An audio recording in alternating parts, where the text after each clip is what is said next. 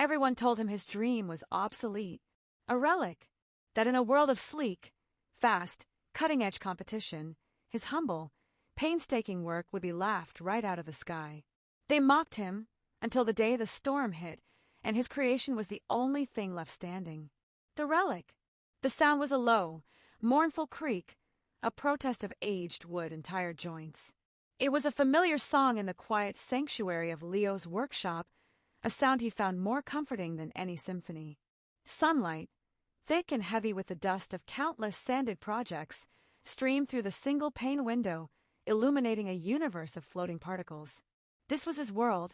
The scent of pine sap, tung oil, and strong black coffee was the air he breathed.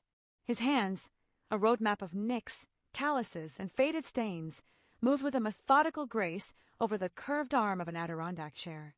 The wood was smooth as sea glass under his fingertips, each grain a captured story of growth and resilience. To anyone else, it was just a chair. To Leo, it was a testament to patience, to the simple, profound truth that something beautiful and enduring could be shaped from a raw, rough plank with enough time and care.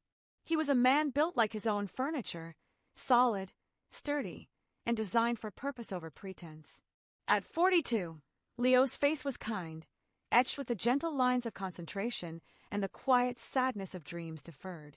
His eyes, a warm shade of hazel, held a permanent focus, usually fixed on the task before him. But today, every few minutes, they would flicker away from the chair. They would drift to the large sheet of paper pinned to the wall, a stark contrast to the organic forms of his woodworking.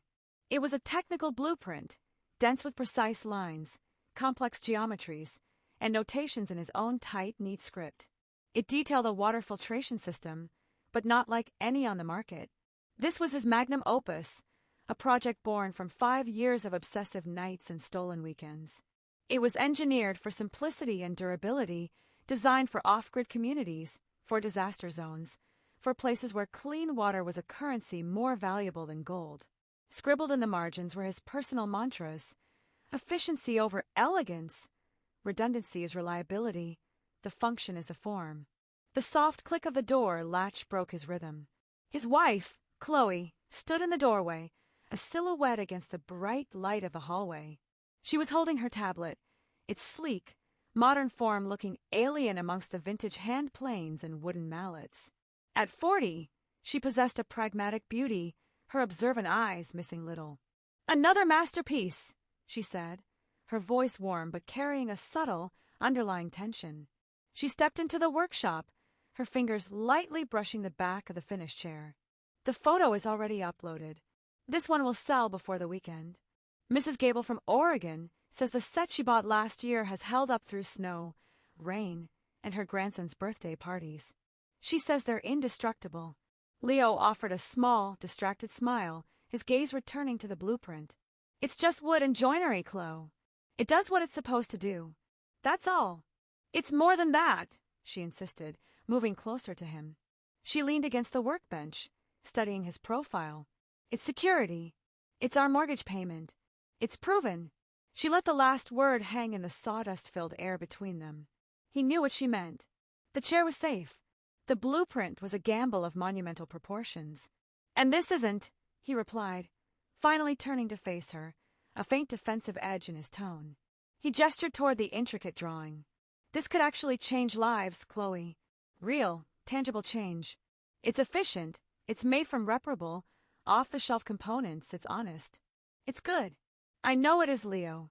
I believe in you. I always have," she said, her voice softening. She reached out and placed a hand on his arm. But the panelists at the Pioneer Innovation Grant Summit, their world is different. They're looking for things that beep and connect to the cloud and disrupt markets. They want sizzle. This, she nodded toward the blueprint. "This is a magnificent, brilliant steak. But I'm worried they won't even see it past all the shiny, empty plates." His jaw tightened almost imperceptibly. "The design is the function. It doesn't need to be pretty. It just needs to be right. It needs to work when everything else fails." He was arguing with her, but his real battle was with the faceless committee, the entire world that valued form over function, hype over substance. His filtration system was his Hawker Hurricane, Unassuming, underestimated, built for one job and one job only to prevail. Before Chloe could respond, a sharp, digital buzz erupted from the workbench. His phone vibrated against the wooden surface, a jarring, modern intrusion into the analog comm. The screen lit up. The sender line was stark and official, Pioneer Innovation Grant Committee. Chloe's breath caught. Is that? Leo's heart hammered against his ribs. A sudden, frantic drumbeat of hope. This was the moment, the validation he had worked for, the sign that the world was finally ready for his quiet, sturdy, unsexy revolution. He wiped his palms on his jeans, a nervous gesture, and picked up the phone. The glow of the screen illuminated his face, which was a mask of anxious anticipation. He opened the email. His eyes, so full of hope a second ago, began a slow, devastating journey down the screen. The light in them didn't just dim, it was extinguished. The anxious lines on his forehead smoothed into a flat, terrifying neutrality. The air left his lungs in a soft, defeated sigh that seemed to carry the weight of all his deferred dreams. They passed, he said, his voice hollow, devoid of any emotion. Chloe moved instantly to his side. What? Leo, no. Why? What did they say? He swallowed hard, his Adam's apple bobbing. He read the words aloud, each one a sterile, clinical blow. Dear Mr. Evans, thank you for your submission. While the proposal demonstrates commendable grassroots practicality and a laudable ethos, the committee felt the design language and business model lacked the scalable, disruptive potential required of our grant recipients. We encourage you to consider further development and perhaps a partnership with a more technologically forward entity. Technologically forward entity. The phrase echoed in the silent workshop. It wasn't just a rejection. It was a dismissal. They hadn't just said no. They had looked at his life's work, his hurricane, and called it obsolete. They had mocked its very soul. He placed the phone back on the bench with a quiet, precise finality. He didn't look at Chloe. He turned his back to her and to the rejection and stared at the blueprint on the wall. His shoulders, usually so square and capable, slumped under an invisible weight. The dream, for now, was officially, formally grounded. The echo of failure. The silence in the workshop after the email was a physical presence, thick and suffocating. It was no longer the comfortable quiet of concentration. It was the hollow void of a door slammed shut. Leo didn't move. He stood with his back to Chloe, his broad shoulders rigid, his gaze locked on the intricate lines of his blueprint as if he could divine some hidden flaw, some fatal error in his logic that he had been too blind to see. Chloe watched him, her heart aching. She knew this man. She knew the way he internalized failure, absorbing it not as a setback, but as a personal, fundamental shortcoming. The grant wasn't just money, it was validation, a signal from the outside world that he wasn't just a man building relics in his garage. That signal had just turned red. Leo, she began, her voice gentle, careful. It's one grant, one committee, their criteria. It's not just them, Chloe, he interrupted, his voice low and rough, still facing the wall. It's everyone. It's the entire direction of things. Faster, smarter, connected. Not better. Not tougher. He finally turned, and the look in his eyes wasn't one of anger, but of a profound, weary sadness. They called it laudable. That's the word you use for a child's drawing you stick on the refrigerator. It's patronizing. He walked to the blueprint and, with a tenderness that broke her heart, unpinned it from the wall. He didn't crumple it or tear it apart in a fit of rage. That wasn't his way. Instead, he carefully rolled it up, securing it with a worn rubber band, treating it like a fallen flag. He opened a large, flat drawer beneath his workbench, a drawer that held other rolled-up dreams and half-finished ideas, and laid the blueprint inside. The soft thud of the drawer closing was the loudest sound in the room. "I need some air," he muttered, not meeting her eyes. He grabbed his worn leather jacket from a hook and stepped out into the gray afternoon, leaving Chloe alone amidst the ghosts of his ambition. The next few days were a study in quiet despair. Leo moved through his routine like an automaton. He sanded. He stained. He assembled chairs and side tables with the same impeccable craftsmanship, but the soul was gone from it. The music he usually played in the workshop, old blues records full of hardship and heart, was absent, replaced by a heavy silence. He was retreating, pulling into the fortress of his own disappointment. Chloe tried to coax him out, suggesting they go out for dinner, watch a movie, anything to break the spell. He would just offer a faint, dismissive smile and say he had orders to fill. The real blow came 4 days later. It was a different email, this time from the bank. Leo had used a line of credit against the workshop to fund the prototypes for his filtration system. The loan officer, a man named Mr. Davies who had always been politely encouraging, now wrote with a chilly, formal tone. The bank had been aware of his grant application, viewing it as a potential source of repayment. With its failure, they were reassessing the risk profile of the outstanding debt. They were not calling the loan, not yet, but they were freezing his credit line and scheduling a review. The word liquidation was not used, but it hovered, unspoken, at the edge of every sentence. Leo read the email standing up at his workbench. When he was done, he sat down slowly on the stool he'd made himself years ago from a single piece of oak. The color drained from his face. This was no longer about a wounded ego. This was about the roof over their heads. This was about the very workshop itself. He didn't tell Chloe immediately. He carried the knowledge like a lead weight in his chest for the rest of the day, his movements during dinner mechanical, his conversation a series of non-committal grunts. She knew something was wrong, terribly wrong, but she attributed it to the lingering sting of the grant rejection. It was later that night, as they lay in the dark, side by side but miles apart, that he finally spoke into the stillness. "Chloe!" "The bank. They froze the line of credit. They're talking about a review." She turned onto her side to face him, though she could only see the outline of his profile against the window. "What does that mean, Leo?" "It means they're nervous. It means if they call the loan, we might have to sell the equipment. Maybe the property." The words were ash in his mouth. The bed seemed to grow colder. Chloe processed this, the financial reality hitting her with a cold clarity. Her mind raced through their savings, their options. There were so few. "We'll figure it out," she said, her voice firm despite the fear coiling in her stomach. She reached out and placed a hand on his shoulder. "We always do. You'll build more chairs. I'll take on more freelance projects." "It's not enough," he whispered, the admission seeming to cost him everything. The payments, the mortgage, it was all predicated on that grant. On moving forward, not just treading water. He finally turned to look at her, and his eyes were filled with a shame she hadn't seen since the early, struggling days of their marriage. "I'm sorry, Chloe. I gambled on a dream and I'm losing our home." In that moment, Chloe's worry crystallized into a fierce, protective resolve. She saw not a failure, but her husband, a brilliant, stubborn man who believed in things that lasted, being broken by a world that valued only what shone brightly and briefly. The external conflict with the bank had merged with his internal crisis of faith. He was ready to surrender, to let the dream die to save the remnants of their life. But she wasn't. She saw the blueprint in her mind's eye, not as a financial risk, but as a testament to his mind and his heart. It was too good, too right, to be buried in a drawer. The committee was wrong. The bank was wrong. They just couldn't see it yet. She squeezed his shoulder, her grip strong and sure. "No," she said, her voice low but vibrating with a new intensity. "You listened to me, Leo Evans. You did not gamble.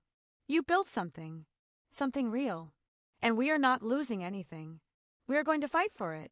He stared at her, bewildered by the fire in her tone. "How?" "They've already made up their minds." "Then we'll make them see what they're missing," she said, a plan already beginning to form in her mind, a desperate, crazy, beautiful plan. They wanted market disruptive potential? We'll show them. They wanted scalability. We'll give it to them. But we'll do it our way. Not with apps and buzzwords. With proof. The proof in the water. Chloe's declaration hung in the dark bedroom, a spark thrown into the tinderbox of their fear. For a long moment, Leo just stared at her, the shadows masking his expression. The part of him that had already accepted defeat, that had already begun the grim internal inventory of their assets for liquidation, couldn't process her defiance. "Proof," he finally echoed, the words sounding hollow. "Chloe, the experts, the people with the money, they've seen the schematics. They said no. They saw paper," she countered, her voice firm. She sat up, pulling the comforter around her shoulders. They didn't see it. They didn't see it work. They didn't see what it can do. She swung her legs out of bed, a woman on a mission. Leo watched, bewildered, as she padded out of the room and returned a moment later with her tablet, its screen casting a pale blue glow on her determined face. "Okay," she said, her fingers flying across the screen. The grant committee said it lacked disruptive potential and scalability. The bank is worried about risk. So we eliminate the risk. We prove the scalability by demonstrating it in the most scalable way possible. We give it away. Leo blinked. Give it away. Chloe, the prototypes cost thousands. We can't just not give away the units, she interrupted, her eyes alight with a strategy he couldn't yet see. We give away the proof. We take the system, the one fully functional prototype you have, and we take it somewhere it's desperately needed. We film it. We document the entire process. We show it working not in a sterile lab, but in the real world, with real people whose lives it changes. We create a story so compelling the bank can't say it's a bad investment, and the grant committee looks like fools for passing on it. The audacity of the plan was staggering. It was insane. It was the kind of thing a desperate person would think of. And yet, as Leo lay there, the ember of hope he thought had been extinguished began to glow faintly. She wasn't just talking about fighting. She was talking about winning on their own terms. This wasn't about flashy presentations or market buzzwords. This was about the one thing he truly believed in, demonstrable, undeniable results. The storm, he said quietly, the pieces clicking into place in his mind. Chloe nodded, a fierce smile touching her lips. The storm. A week ago, Hurricane Tammy had carved a path of destruction through the Florida Panhandle. The news was filled with images of flooded towns, overwhelmed infrastructure, and communities cut off from basic necessities. Boil water notices were in effect for 100 miles. It was a humanitarian crisis, and it was the perfect, terrible proving ground. It's dangerous, Leo said, the practical craftsman in him surfacing. The logistics, the travel, we'd have to drive. Flying with the prototype and all the tools, it's impossible. And what if it doesn't work? What if the conditions are too harsh? Then we come home, Chloe said, reaching for his hand. Her grip was warm and steady. And we know we tried everything. But it will work, Leo. I know it will. Because you built it to. The next 48 hours were a whirlwind of frantic, focused activity. The despair that had clogged the workshop was swept away, replaced by a new urgent energy. Leo carefully unpacked the prototype system from its storage crate. It was a compact, modular unit, all food-grade PVC, stainless steel chambers, and replaceable filter media. It looked exactly like what it was, a brilliantly engineered tool, not a consumer product. He tested every seal, every valve, packing a comprehensive toolkit and a mountain of spare parts. Chloe became the logistics commander. She secured last-minute vacation days from her job. She mapped their route south, avoiding areas still deemed impassable. She researched the affected communities, identifying a small, coastal town named Seabrook that had been hit especially hard and was receiving scant media attention. She charged camera batteries, packed a portable hard drive, and prepared a simple, powerful narrative in her head. A story of clean water, of resilience, of a solution arriving from an unexpected place. They loaded up their old, dependable SUV. The back was crammed with a filtration system, tools, 5-gallon jugs for clean water collection, and their personal bags. It looked less like a rescue mission and more like a very peculiar camping trip. As Leo did one final check of the tire pressure, a neighbor, Ron, ambled over. Ron was a retired engineer who always had an opinion, usually delivered with a condescending smirk. Heading out on a trip, Leo? Ron asked, peering into the crowded cargo area. Looks like you're moving a plumbing supply shop. Something like that, Leo said, avoiding specifics. Ron's eyes landed on the unique shape of the filtration unit. Oh, is this that water thing you were tinkering with? The one that didn't get the grant. He let out a low, knowing chuckle. Don't tell me you're going to try and sell it down in Florida. That's a tough crowd right now, son. They've got real problems. They need FEMA and the National Guard, not some homemade contraption. The words were a perfect echo of the rejection email, a dismissal from the everyday world. Leo felt a hot flush of anger, but before he could respond, Chloe appeared at his side. "It's not for sale, Ron," she said, her voice sweet but laced with steel. "It's for use. And you're right, they do have real problems. Maybe a homemade contraption built by someone who cares about making a difference is exactly what they need." She smiled, closed the tailgate with a definitive thud, and got into the passenger seat. Ron stood speechless on the curb as Leo started the engine. As they pulled away from the curb, leaving their safe, doubting street behind, the weight on Leo's shoulders felt different.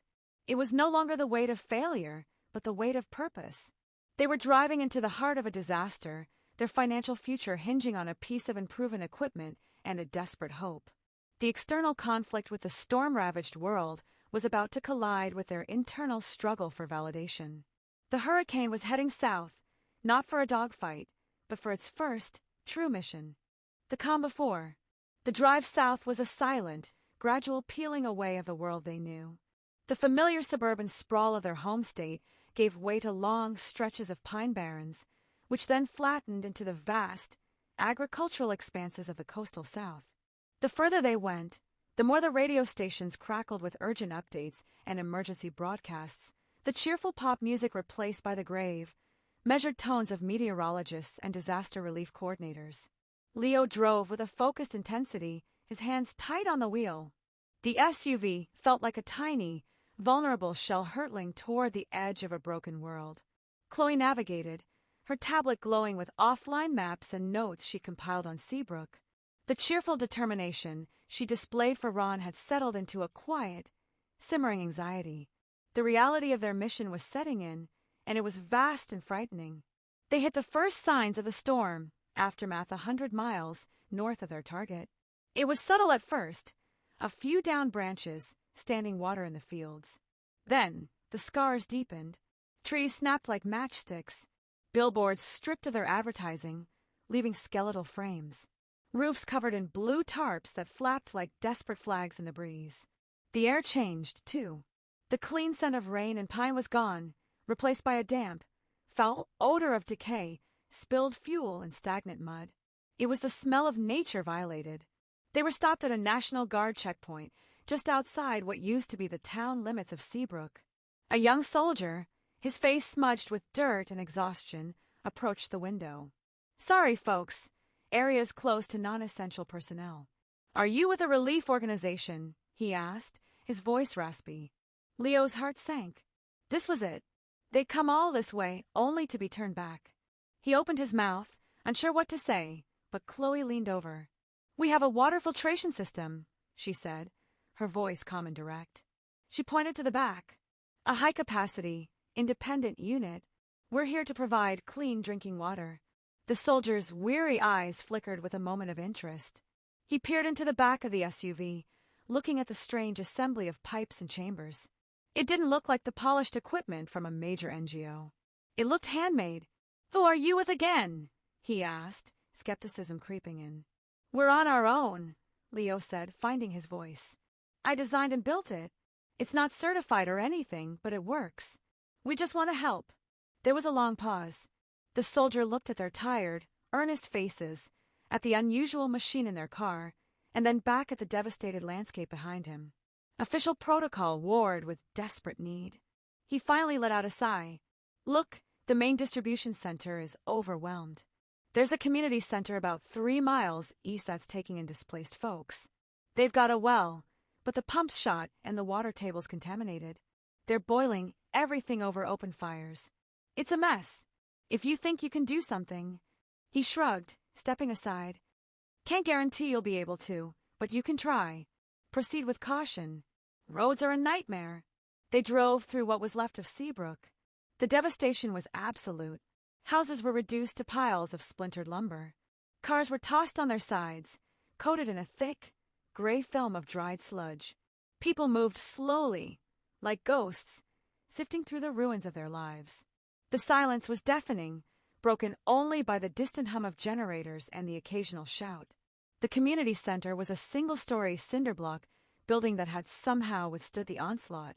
Its parking lot was now a makeshift camp, filled with tents, donated supplies piled under flapping tarps, and haggard-looking residents.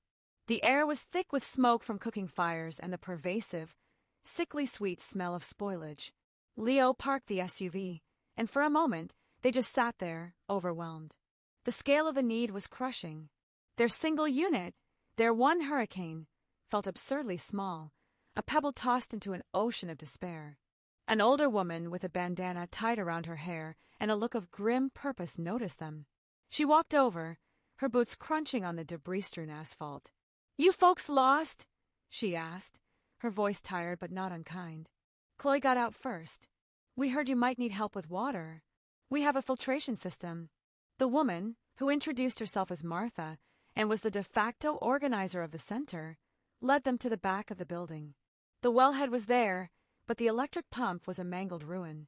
Next to it, a group of volunteers were laboriously boiling buckets of murky water over a propane burner, their faces drawn and sooty. "This is what we've got," Martha said, her gesture taking in the inefficient, dangerous process. "We're burning through fuel we don't have for a few gallons an hour. The National Guard brings in bottled water, but it's never enough." Leo looked at the dubious water in the buckets. It was brownish, flecked with unseen contaminants. This was it, the moment of truth. This was the water the grant committee had never seen, the challenge they had never imagined. "Can we try?" Leo asked, his voice barely a whisper. Martha nodded, a flicker of hopeless curiosity in her eyes. "Knock yourself out, son." What followed was hours of intense physical labor. Leo and a few curious volunteers wrestled the heavy unit from the SUV. He connected hoses, primed pumps by hand, and assembled the filter chambers under the skeptical gaze of the crowd. He was in his element now, his hands doing what his mind had designed them to do. Chloe filmed everything, the camera capturing the grim faces of the onlookers, the hopelessness in their eyes. Finally, it was ready. Leo took a deep breath. He handed a clean, empty 5-gallon jug to a young volunteer and pointed to the intake hose and a bucket of the filthy well water. "Pour it in," he said. The volunteer did. The murky water disappeared into the system. There was a moment of silence, filled only by the gurgle of water moving through the chambers. Leo watched the pressure gauges, his heart hammering. This was it. This was where his dream would either work or it would die here, in this muddy parking lot, in front of everyone. A trickle, then a steady stream of crystal-clear water began to flow from the output valve. It splashed into the clean jug, catching the afternoon sun. It was unmistakably, brilliantly pure. A gasp went through the small crowd. Martha stepped forward, her hand over her mouth. She watched, mesmerized, as the jug filled with water so clean it looked like it came from a mountain spring. One of the volunteers, a man with a tired face, didn't wait. He cupped his hands under the stream, collected the water, and drank deeply. He looked up, water dripping from his chin, his eyes wide with disbelief. It's good," he stammered, his voice cracking with emotion. "It tastes clean." It wasn't a roar of triumph. It was a quiet, profound moment of awe. But in that moment, Leo's unassuming, mocked creation had just won its first, vital battle. The hurricane was flying. The ripple effect, the clear, steady stream of water became a magnet. The quiet awe that had fallen over the small group at the community center wellhead quickly gave way to a buzzing, hopeful energy. Word spread through the makeshift camp in hushed, disbelieving tones. "They have a machine. It makes the water clean." Leo worked with a focus he hadn't felt in years, the grim uncertainty of the drive south completely burned away by the urgent need in front of him.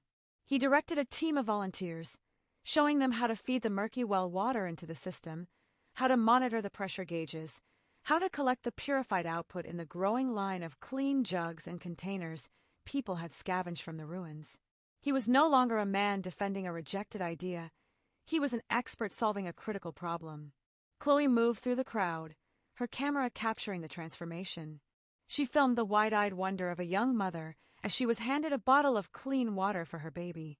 She recorded the grizzled, exhausted face of an old fisherman drinking deeply and letting out a sigh of profound relief.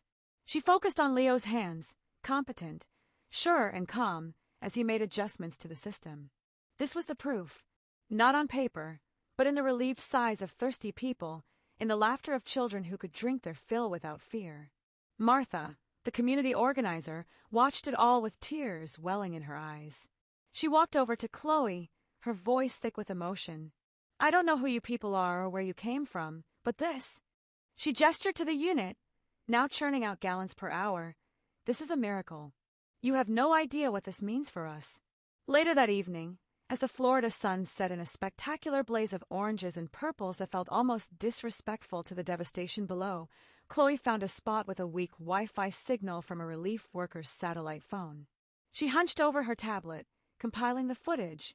She didn't craft a slick advertisement. She built a narrative. She showed the brown, contaminated water. She showed the desperate, boiling efforts. She showed the skeptical faces. Then, she showed the moment the clear water flowed.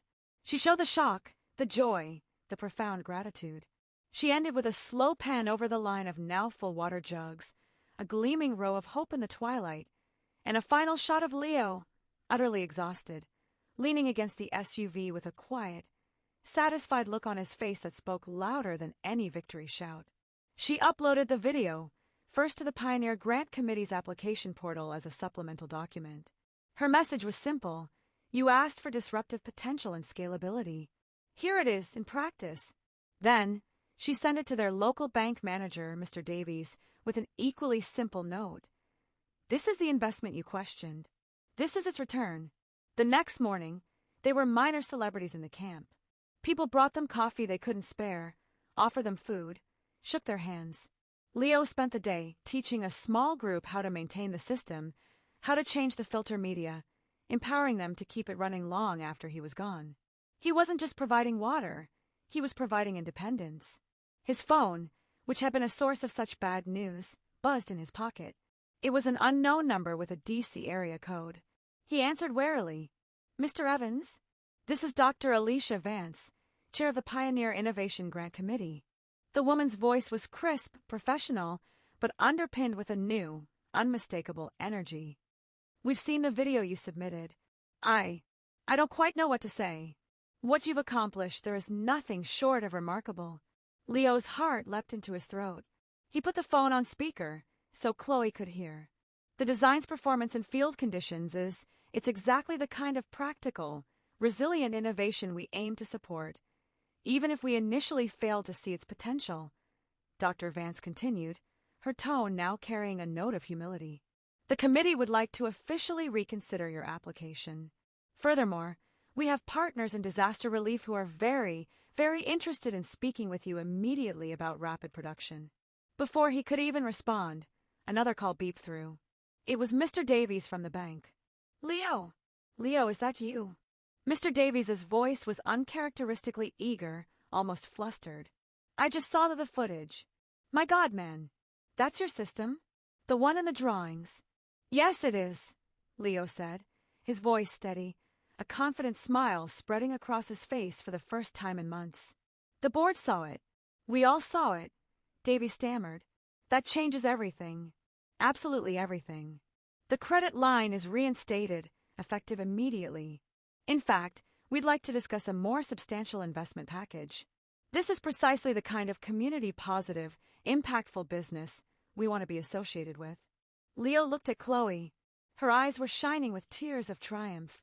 The external validation they had craved was now pouring in, but it felt different than he'd imagined. It didn't feel like a victory over the doubters. It felt like a partnership finally offered on his terms. They weren't accepting him into their world. They were finally coming into his. A week later, back home, the rolled-up blueprint was once again pinned to the workshop wall. But it was no longer just a dream. It was a working plan. Orders were already coming in from municipal governments and aid organizations. Leo stood before it, not with wistfulness, but with the quiet assurance of a pilot who has finally proven his aircraft in combat.